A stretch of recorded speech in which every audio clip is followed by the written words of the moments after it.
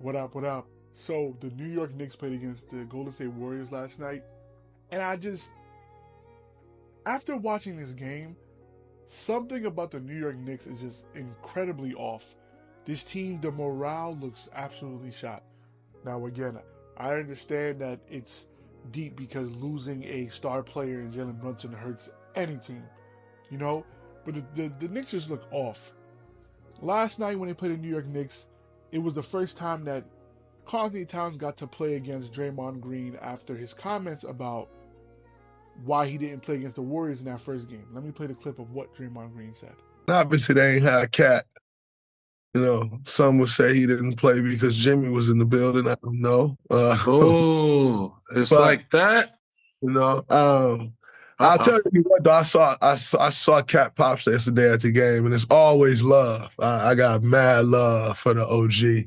His pops is an incredible man. But yeah, they said Cat ain't play because Jimmy came into town, and him and Jimmy had the infamous practice in Minnesota. Oh yeah. And so, what? Maybe that's a thing. I don't know.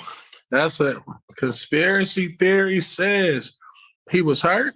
I don't know what was hurt. I didn't look that deep into it to figure out like what his injury was or nothing like that, bro. Shit like that be happening, bro. That's the history of the league. Yeah. Shit like that be happening. Like, absolutely. Okay, I'm cool. You know what I'm saying? Now, some people would say that what Draymond Green said was insensitive because at the time, we know now that Karl Towns was dealing with a death in the family, which again, I do agree is kind of insensitive. He could have did some more research before saying that, but you can see in the game last night that Karl Towns had some choice words for Draymond Green. Let's play the clip. Patient with the ball. They've got a foul. That's going to be Karl Anthony Towns' third foul. And Towns talking to Draymond Green. No, I think he's saying go sit on the bench, Mike, because he picked up his third foul. He had some things to say on the way up, and now he's basically pointing at the bench like, go sit down. And then Towns came over to confront him. Towns off to a... Towns knocked out of his hands. Last touch by Towns. Well defended by Draymond. Now, my issue is not with, they have beef and stuff like that. That isn't why I think the Knicks are falling apart or why I think there's something deeper going on with the New York Knicks. I think it's what happened after. And again, you guys let me know in the comments below if I'm taking it too hard or if I'm just looking too deep into it. But just hear me out. I'm going to play the clip for you guys. And I'm going to keep it playing while I'm talking. So after the game, after the Knicks lost, Karl Towns obviously walks off the court. He has nothing to say. It was a bad loss. Frustration is high. Everything's high right now. Like, emotions are high. It was a tough loss, right? You had Knicks players going up to Draymond Green, dapping him up, talking to him. Like, shit is all sweet and cool.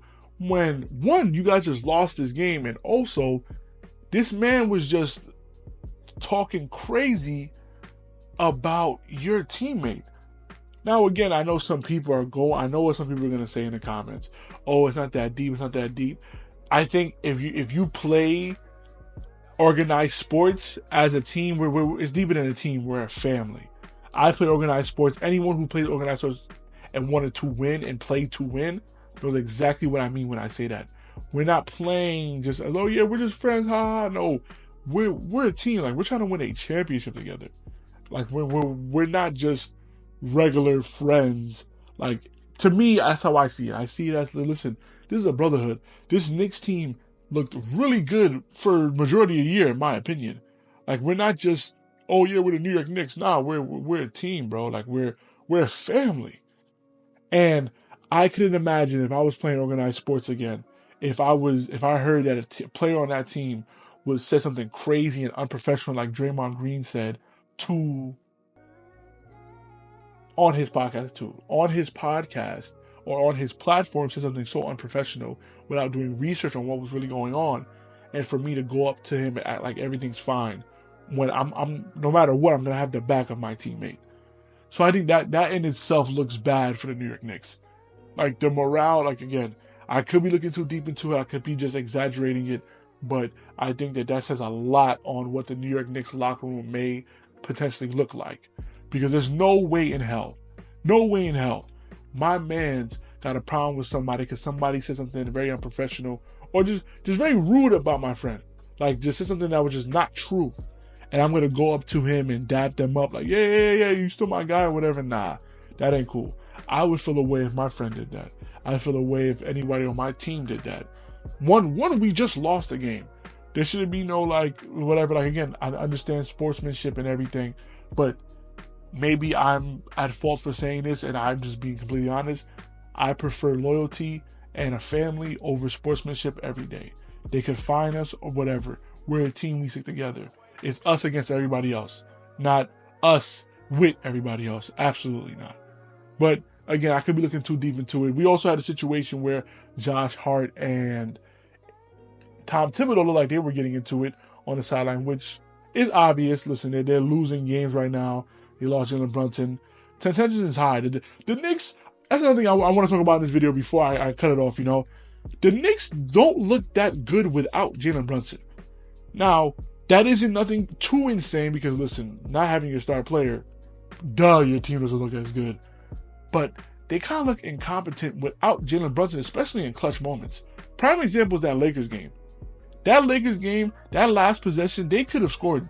In my opinion, Josh Hart could have scored and avoided an entire overtime situation. But he looked like he had no idea what to do with the basketball. And that in itself should tell you all you need to know. Jalen Brunson has been playing superhero ball. He's been Superman to the Knicks for all this time, that you got players on the team who are just like, you know what, like, JB got us. We chilling, which it should not be like that at all. It's a collective.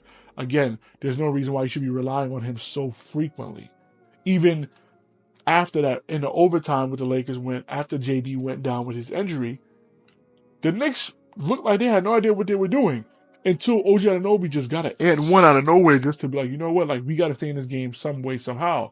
Which in itself, like, was, I want to say lucky because he's a professional basketball player, but you know what I mean. Like, it was a freaking and one. Like, just keep him in the game. The score looked closer than it really should have been because of that play. But again, I've been watching a lot of Knicks basketball recently. I didn't get to finish the game last night due to the Nuggets and Wizards game, which I may add was a good-ass game. Jordan Poole is ridiculous. Just ridiculous. But I've been watching a lot of Knicks games, and they don't look good. They don't look like the same team I saw in the first 25 games of the season. But maybe I'm over-exaggerating with the morale situation. Maybe it's just Jalen Brunson not being there.